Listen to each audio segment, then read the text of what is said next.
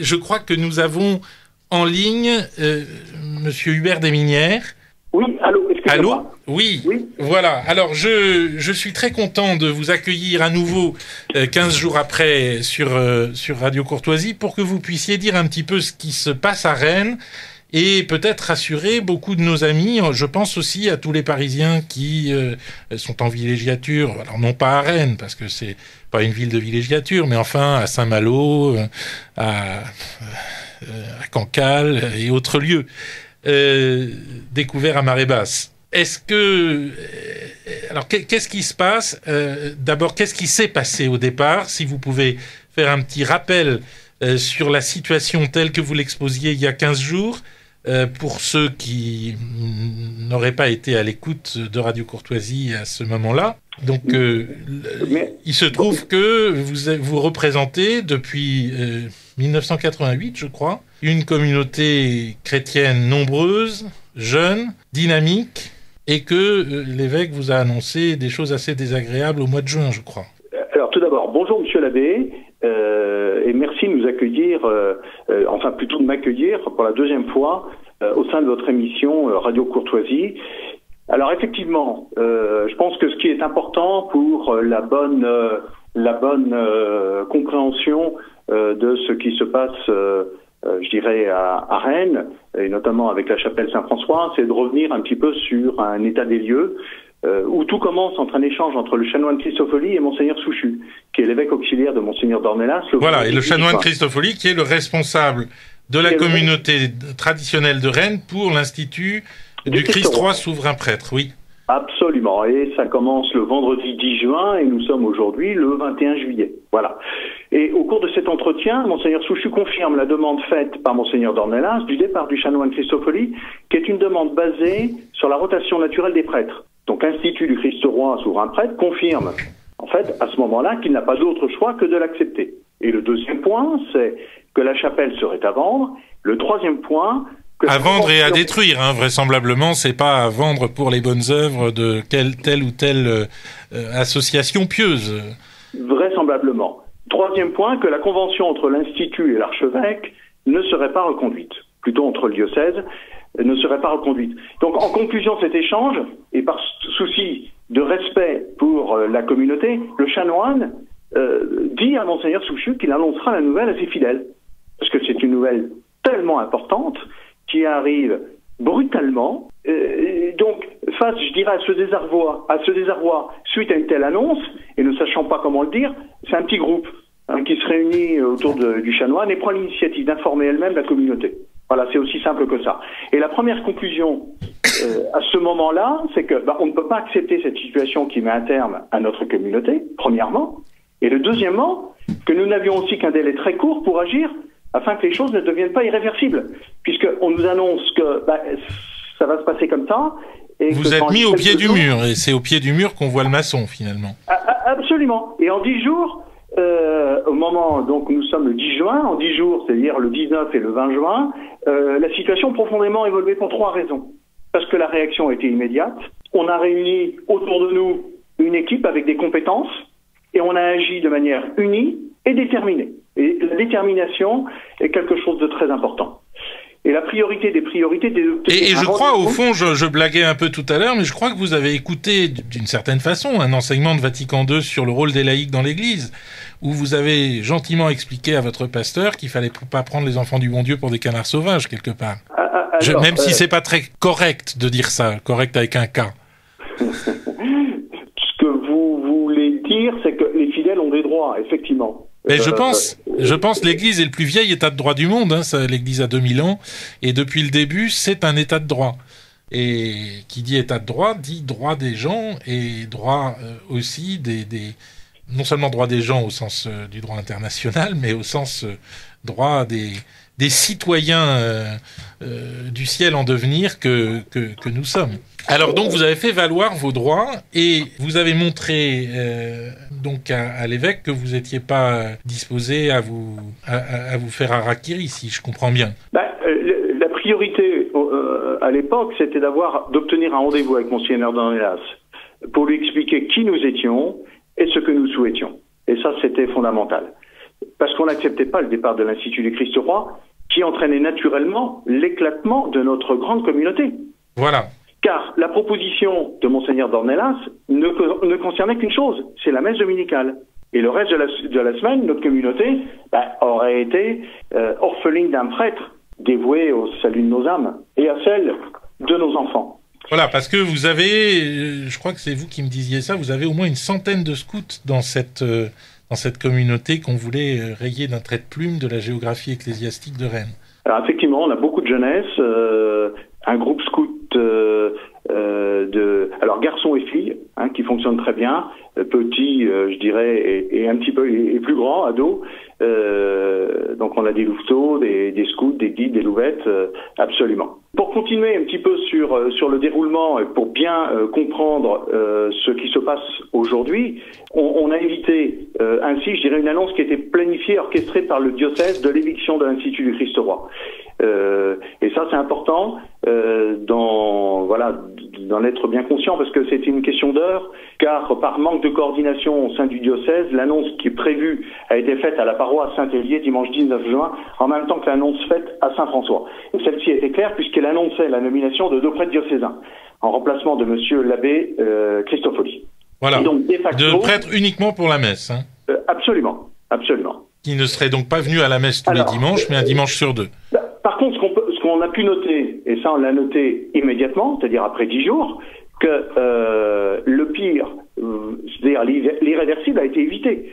Et que ça signifie que notre évêque avait évolué dans sa réflexion. Et ça, c'est très important. Très, très important, parce qu'en agissant ainsi, donc avec sagesse, il a évité l'explosion de notre communauté, et on l'en remercie encore aujourd'hui. Très bien. Ça, c'est très important à comprendre. Alors, que ça s'est fait de quelle manière? Je crois que c'était un message de l'évêque à la communauté de Saint-François? Oui, absolument. Nous avons eu le révérend Père Lagneau, qui est venu d'ailleurs à 3 reprises nous lire le message de Monseigneur d'Ornelas dans la chapelle Saint-François avant la messe. Et Monseigneur d'Ornelas, supprimant la communauté chrétienne de Rennes, n'avait pas pris la peine de venir la voir? Effectivement, sur la période de 10 ans, c'est-à-dire la période depuis que Monseigneur d'Ornelas est au sein du diocèse, il est venu 3 fois, 2 fois pour confirmer à l'occasion des confirmations. Ah ben c'est très important. Très bien. Alors donc là vous êtes plutôt optimiste pour la suite, si je comprends bien. Effectivement, nous avons eu une annonce donc dimanche matin, donc c'est tout récent. C'est tout récent, tout chaud. Ce que l'on peut dire, c'est que Monseigneur d'Ornelas et les prêtres du diocèse nous ont entendus. C'est la première des choses que l'on peut dire. Et que l'évêque, notre évêque, Monseigneur d'Ornelas, a joué l'unité et il faut lui rendre hommage pour ça. Et d'ailleurs, je tiens à préciser que la communauté a été très sensible à cette annonce. Cette annonce qui stipule, entre autres, mais surtout, que Monseigneur d'Ornelas nommera un chanoine de l'Institut du Christ-Roi, souverain prêtre, en remplacement du chanoine Christofoli. Et là-dessus, la communauté a été très sensible à cette annonce. Et elle est aussi très respectueuse face à notre archevêque, Monseigneur d'Ornelas, successeur des apôtres. Eh oui. En tout cas, écoutez, je suis très heureux que votre détermination ait été écoutée et que dans l'Église de l'après-concile, parce qu'on est 50 ans après ce concile dont on parle tant, eh bien, on commencerait un peu à écouter les laïcs plus qu'avant. Je sais pas si je vois Anne qui fait une grimace à côté. Vous ne croyez pas, Anne? Il faut garder l'espérance, effectivement. Oui. Et par rapport à ça, Monsieur l'abbé, donc la communauté elle reste, donc c'est une communauté unie, elle reste priante en ce moment, unie, mais aussi mobilisée. Voilà. Et c'est un point sur lequel je voulais apporter, je dirais, quelques explications, notamment dans le fait que la première des mobilisations, en ce moment, reste la prière. Et nous avons mis en place, il y a maintenant 2 semaines, les sentinelles de Saint-François qui se relaient, qui se retrouvent déjà chaque jour pour prier. Et alors, les sentinelles sont toujours là. Précisément pour notre archevêque, pour notre communauté, et ainsi que pour l'Église. Bon, et alors, ils prient devant l'évêché. On prie devant l'évêché, absolument, de 12h45 à 13h45, et tout le monde est invité. D'ailleurs, le révérend-père Lagneau, à ce sujet, m'a dit qu'il viendrait bien volontiers avec nous prier pour notre archevêque. Bon, c'est super. Alors, la question qu'on peut se poser, c'est, je dirais, pourquoi aujourd'hui, notre archevêque nous dit d'être confiant, il nous dit d'être confiant dans l'Église, il nous dit qu'il va nommer un chanoine du Christ roi. Mais ce qui est important pour nous, c'est, de manifester notre présence priante dans un processus de décision qui nous concerne. Parce que la décision n'est pas entièrement prise, puisqu'on attend une 4e lettre de Monseigneur Dornelas qui nous dit, dans son courrier lui-même, qu'il nous écrira dans la 2e quinzaine du mois d'août. Et ça, c'est très important, ça. Et justement, on sera présent jusqu'à la réponse définitive de notre archevêque. C'est bien. Et ainsi, on a besoin d'être assuré. C'est-à-dire que notre communauté a besoin d'être assurée sur plusieurs aspects, mais un surtout, c'est le renouvellement de la convention entre l'Institut et le diocèse. Alors, pour rappel, cette convention a été renouvelée déjà depuis quelques années annuellement. Donc, clairement, cette disposition, aujourd'hui, elle n'est plus envisageable. Oui, il faut qu'il y ait une reconnaissance. C'est vrai qu'une communauté, j'explique pour les auditeurs, une communauté qui existe sans heurts dans un diocèse depuis 14 ans, on peut penser quand même qu'elle aspire à autre chose qu'à un permis d'exister pour un an dans ce diocèse. Ça, j'avoue que je le comprends assez bien. Donc, parce que ça voudrait dire que l'on accepte d'avoir cette épée de Damoclès en permanence au-dessus de la tête de la communauté. Voilà. Donc aujourd'hui, concrètement, après un discours rassurant, on attend maintenant un engagement certain, c'est-à-dire durable dans le temps. Très bien. Eh bien, écoutez, je crois que la foi transporte les montagnes et votre foi a fait évoluer le cours des choses. Et je pense que c'est rien que cette bonne nouvelle doit réchauffer le cœur de beaucoup de nos auditeurs sur Radio Courtoisie. Alors, moi, je voudrais juste dire une petite chose en finale, c'est que vraiment on rend hommage à notre archevêque, successeur des apôtres, qui nous a entendus et a su préserver l'unité, et je tiens à l'en remercier au nom de toute la communauté. Bon, c'est très bien. Votre communauté, on la retrouve donc c'est à Saint-François de Rennes. Saint-François, c'est en lisière de la ville de Rennes. Et comment est-ce qu'on s'y rend? La messe a lieu à quelle heure? Alors la messe a lieu à 10h30 tous les dimanches. Oui. Il y a aussi des messes... y compris pendant les vacances, donc, Et absolument, toute l'année.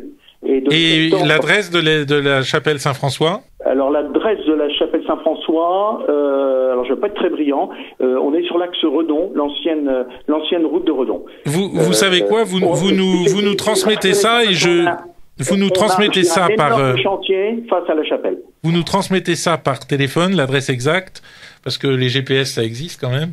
Vous nous transmettez l'adresse exacte, l'adresse qui permet au GPS de s'y rendre, et nous la donnerons aux auditeurs dans quelques minutes.